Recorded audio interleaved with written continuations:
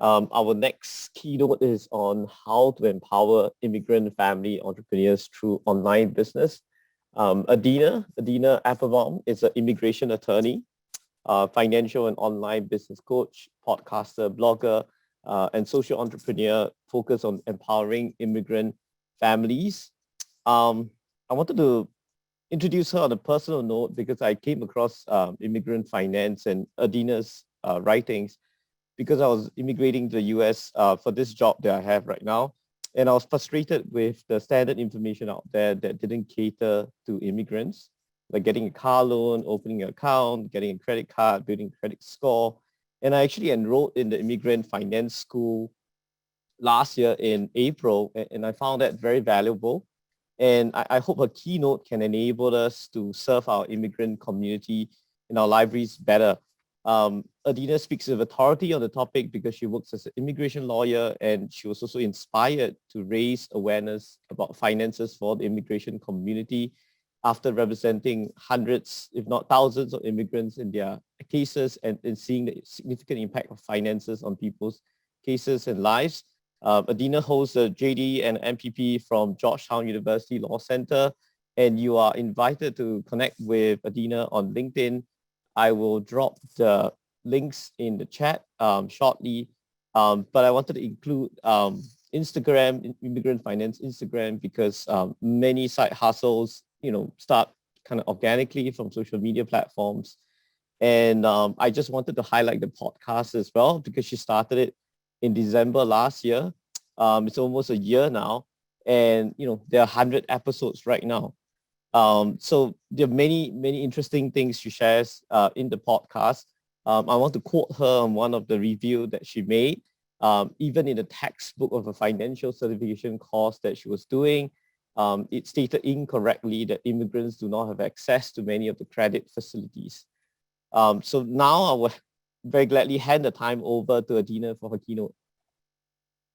Thank you so much, Edward. I really appreciate your kind words. It means a lot to have you invite me to speak and to introduce me as a former student. I just don't even have the words for how grateful I am. And thank you all for listening and being interested in this topic. I also have a soft spot in my heart for librarians and libraries because that is actually part of how Immigrant Finance started. I don't know if Edward knows that, but I myself was a new entrepreneur.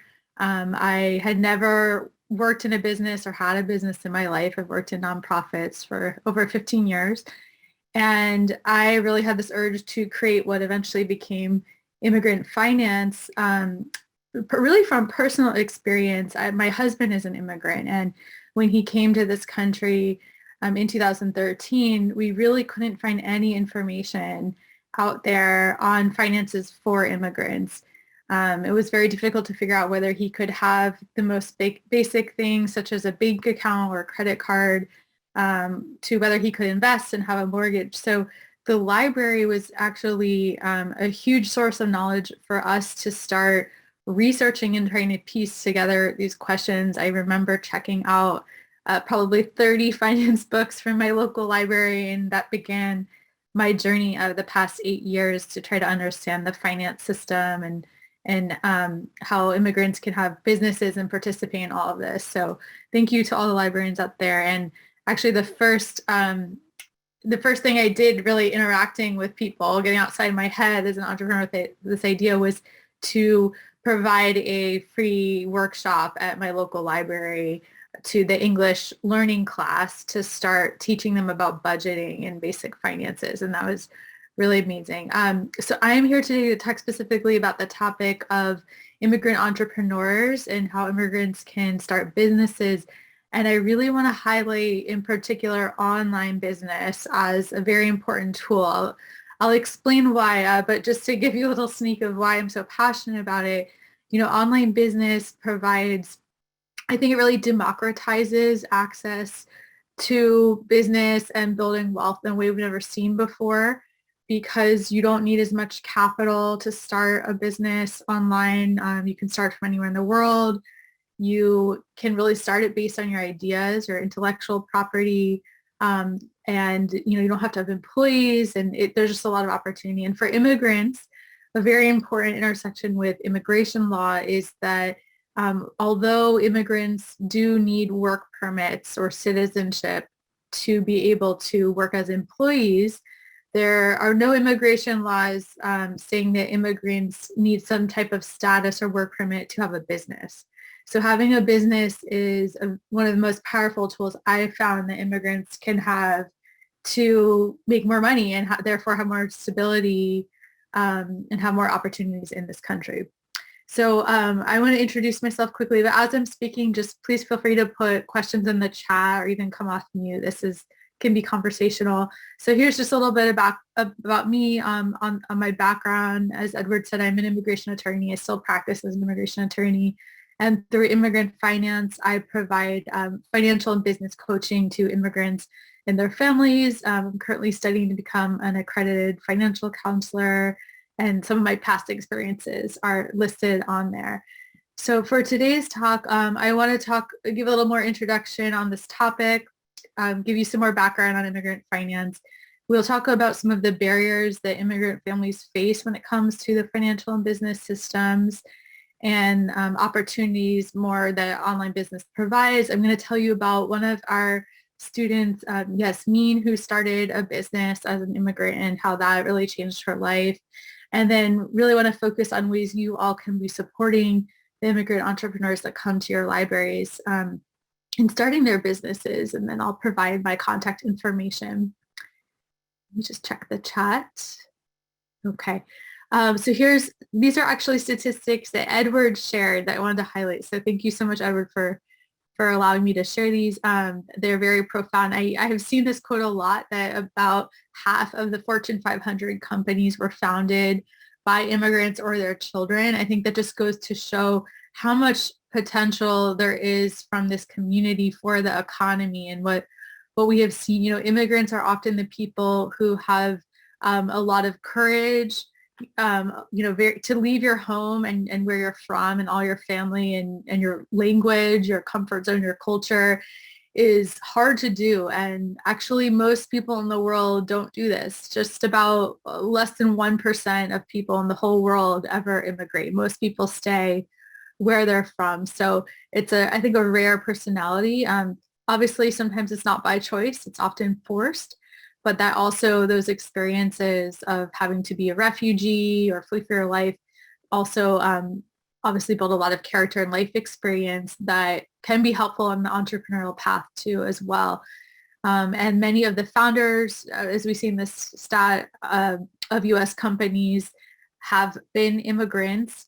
And despite immigrants only making up 16% of inventors, they're responsible for 30% of aggregate U.S. innovation since 1976. So a lot of economic potential here. And what I'm very passionate about is helping people kind of connect those dots from going from, I don't even know if I'm allowed to have a business because I'm an immigrant, which I hear all the time, to how do you actually build that business and get your idea out there and not let the fears around the immigration laws get in the way of that, and helping people really be able to reach their potential so that they obviously can have their fullest purpose, and all of us can also benefit as a society. A little bit about me, as I mentioned already, although I'm not an immigrant, I went through this experience with my husband every step of the way when he came here in 2013. And I told you all a little bit about how difficult it was for us to figure out whether he could do things like have a bank account or credit card. What I didn't mention so much also is how anxiety provoking it was and how alone we felt.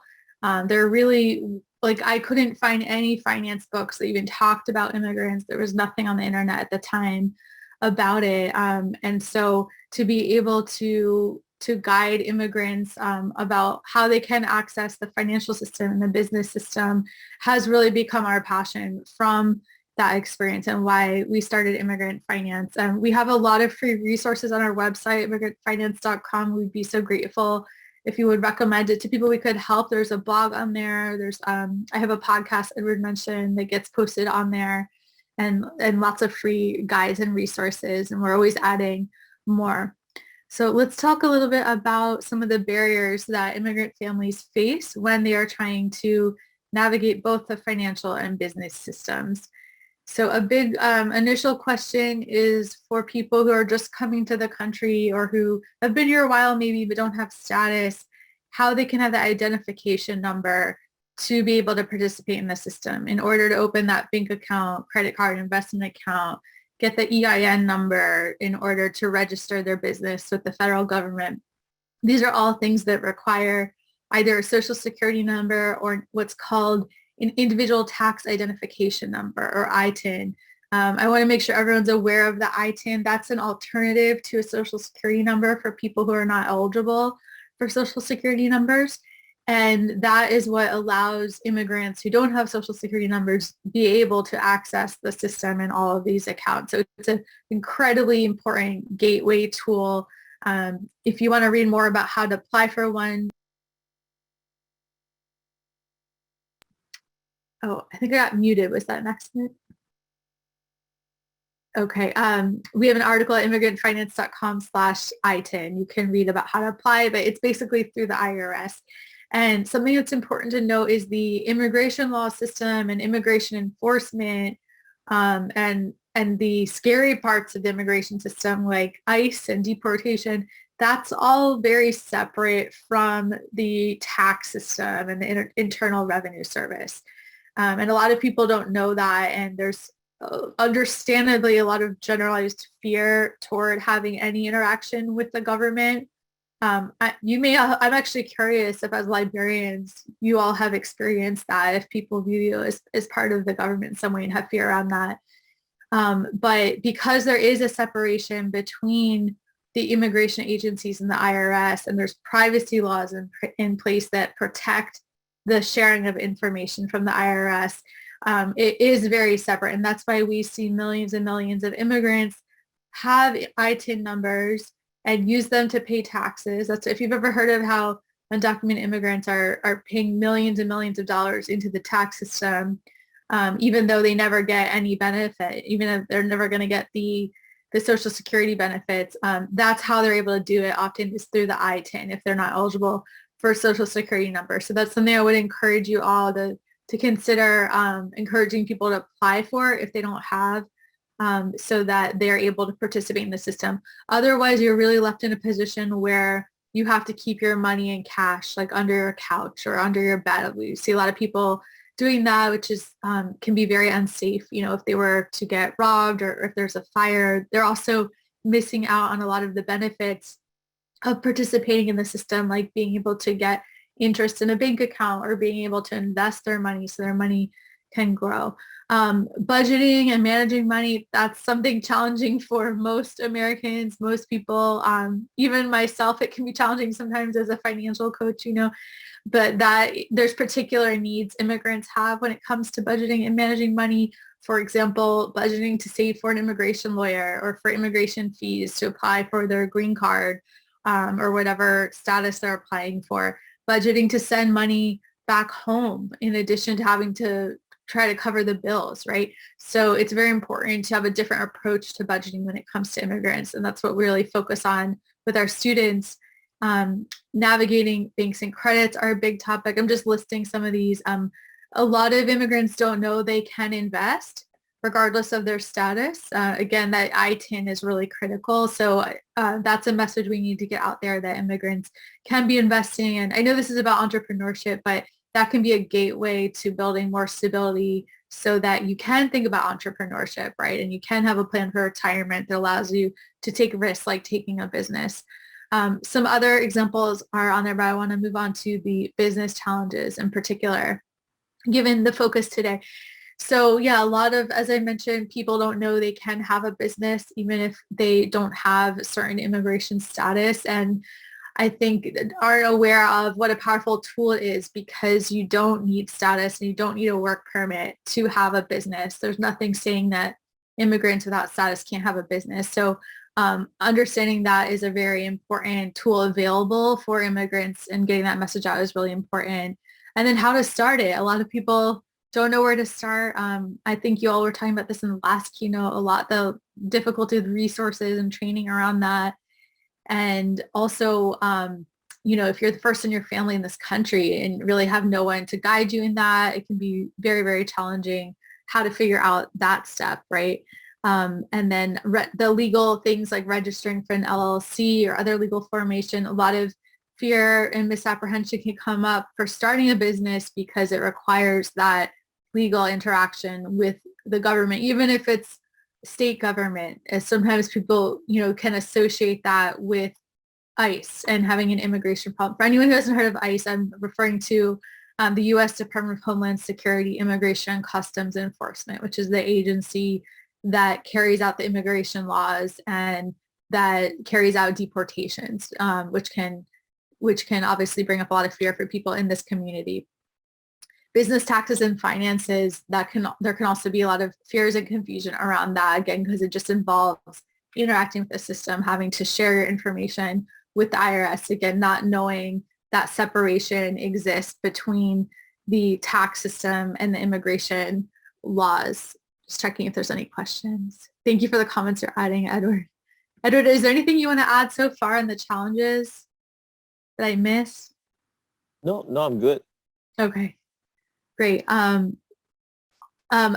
online business, I see that from what I've seen, I do believe that immigrants tend to be a little bit behind in understanding how the economy is moving online and the need to really think about starting online businesses. This is the way the economy is moving, as we all know, with the digital economy. It's just been accelerated with COVID.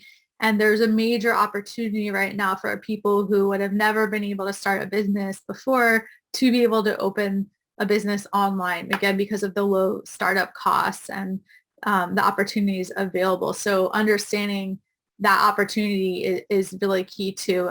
Business loans can be a big challenge, especially for folks starting businesses that require capital, right? So like a food truck, having to get the loan to get that truck, that can stop someone from ever getting that. And it is very difficult for immigrants without status to get access to loans, especially with interest rates that aren't extremely high. If there are other challenges that you all have seen in the community, I would love to learn more from you and hear about it. So please reach out to me or put it in the chat. And I'm going to go a little bit more now into the opportunities that, got it, 10-minute warning. Okay, opportunities that online business provides for immigrant entrepreneurs. So just a quick summary of some things I've highlighted. Don't need immigration status to start a business, including online. The low startup costs. You can start with just social media. You don't even need the domain for a website, but when someone's ready for that, that also is inexpensive. In the new digital economy, it's not so much about what your credentials are. It's really about your experience and learning how to do online marketing and systems and things like that. And so it's a lot more democratized of who's available to do that, and not needing to have to go into a lot of student loan debt in order to make a livelihood. Also, the ability to define work conditions. This is huge for people who have been taken advantage of for many years in this country because of their status, particularly if they don't have a work permit, they've been paid under the table and have not been given vacation or been treated terribly, right? Being able to learn how to make money online and have your own business, right, is a way to work for yourself and not have to deal with that, even if you can't get access to a work permit. There's also infinite number of people to help and reach. There's many more potential clients, arguably online than there would be in person, and no cap on the earning potential because of that. Lastly, for immigrants, I think it's really important that online businesses transcend borders. So if someone is afraid that they could be deported or have to go back to their home country, they could potentially continue their business from where they go, anywhere in the world. I wanted to quickly give you an example of one of our students, Yasmin, and what this all looked like for her. So when I first started working with her, she was getting underpaid at Subway. She, is a brilliant person. She didn't have the opportunity to go to college because of her status and not qualifying for financial aid. But if she had gone to college, she certainly would have been the top of her class. She's self-educated, listening to podcasts and reading books at the library. And so she really wanted to start a business, but didn't know it was possible for her and didn't know how, right? So I worked with her to learn how to start her cleaning business by getting clients online in her local area. She's from Wisconsin, and she was able to learn how to, meet people in Facebook groups and start her social media and start building an online presence, which has led to her getting many, many clients and referrals very quickly for her cleaning business, even though it is an in-person business. She was able to then pay off all her debt, improve her credit score. She's been maxing out her retirement accounts and her children's investment accounts for college. She was able to give a job to her brother who had terrible work conditions. And she's now really becoming a leader in her community. She's been advocating for other immigrants, speaking at educational events and so on. So this is the big difference that it can make for someone to learn how to really leverage their skills and experience in the online world to support an in-person business or even an online business so that they can have more opportunities and live a life with more dignity. So how can librarians support immigrant entrepreneurs in reaching their fullest potential and contributing to the economy? A few things I want to emphasize is really sharing the importance of having an online presence for their business, even if it's an in-person business. Make sure they've got social media accounts open on multiple platforms. Make sure they've got Google and Yelp business profiles and that they ask people in their community for reviews, right, to add to their credibility. Have a basic website and just add a lot of credibility to the business. These are starting to become things that are essential for any business, right, with the way the digital economy is going. Learning how to find clients online, even if it is in person, just like Yasmin's was, by joining local Facebook groups, for example, and networking online. And then also reducing a lot of the administrative work through some of the amazing free softwares and automations that are available. So for example, in Yasmin's business, she has it all automated. When someone wants to get a quote from her business, they fill out a form, they get an automatic email with more details, right? They can set up a call and get an automatic calendar invite. So it can just help reduce those costs that otherwise maybe they would need to hire an employee for but can't afford. So those are some examples, and I wanted to see if anyone had questions in our last few minutes. Here's my email if you want to contact me, and our website, and just thank you so much for taking the time. I see I do have a question in the chat. The question is, I really had not thought about the fact that to be an employee could be much more difficult than owning a business because of immigration status. Does this affect being a contract employee or a subcontractor? So it's the immigration laws and need for a work permit is about being an employee. So that's why you see you do see a lot of people who are contractors for that reason, because they cannot be an employee. And someone's saying we have a lot of foreign students who can't find jobs in the US. I point them to the University Entrepreneur Club. We'll be sharing your talk. Thank you so much for sharing it. Any other questions?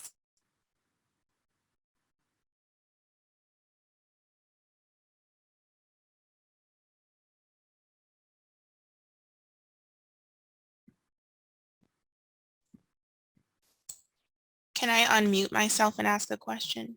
Please. So a lot of our business resources are in English. So a lot of our databases, our industry reports, our market research reports, a lot of them are in English, and they're very extensive reports, 30, 40, 50, over 100 pages.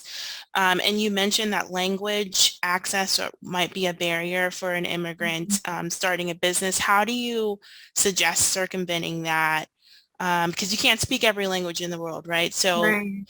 You could try and translate some of these reports, but how do you suggest we can help folks use our resources that might have a language barrier? It's a really good question. First of all, I know some county and state business like divisions or bureaus have some resources in Spanish. I know that I believe the Maryland Business Bureau, whatever it's called, has that. So you may want to check what resources are available in Spanish. That is the most common language in the immigrant community, but obviously lots and lots of languages we need access to. It's a hard question. I mean, I don't think there's an easy answer, but I mean, I would think about kind of first funneling those people to English language programs, because it is, let's be realistic, it's going to be very hard to have a successful in the business in the US not speaking English. So, or that is at least a tool that can help them a lot. So maybe encouraging them to work on their English language skills as a step one, with like bringing in business vocabulary into those classes and working with the language provider to do that. But if anyone else has ideas, I would love to hear. Yeah, I think some of us were saying that, you know, you can use free tools out there like Google Translate. Unfortunately, there's another question about immigration status. Someone is asking, when it comes to permits and licensing, even if it's online business, how does this affect immigration? That's a good question. So whether your business is online or not, as a business owner, you don't need a work permit to be a business owner. A work permit's really about being an employee for an employer, right? So in that way, I hope that answers that. And yeah, I think that addresses that question. But if you have a follow-up question, let me know.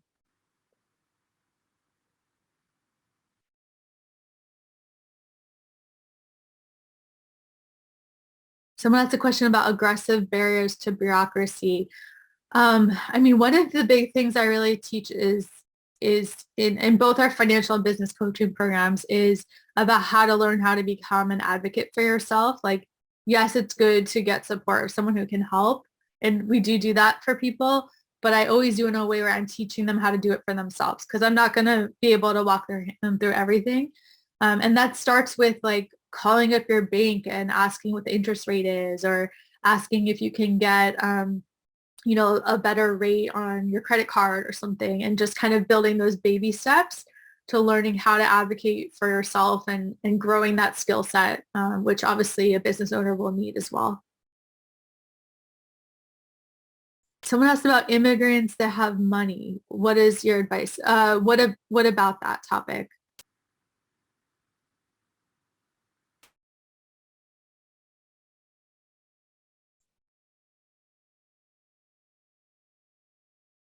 Someone asked about licensing for haircutting.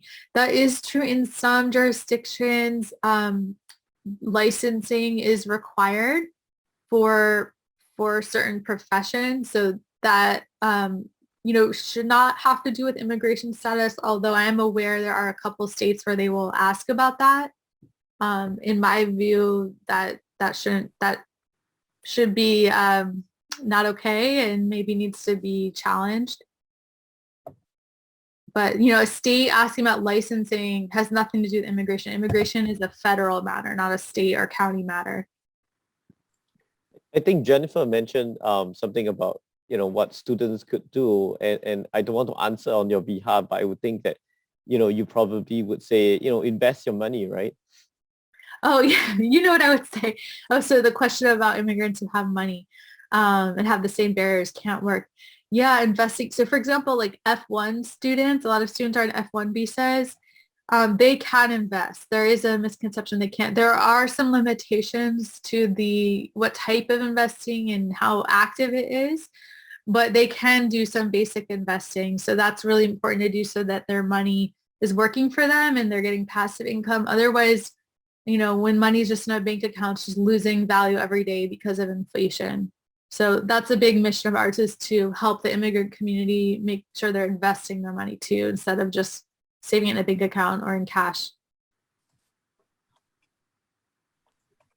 Yeah, I just want to be mindful of the time here. We started a bit later. So we want to thank Adina for sharing your knowledge on how we can empower immigrant entrepreneurs. And we will take a very short break, and we will come back for our panel discussion at 2:15 Eastern time. That's about 2 minutes from here. But yeah, put your hands together to thank Adina. Yeah, thanks a lot. Thank you so much for having me. I really appreciate it. Thanks, Edward.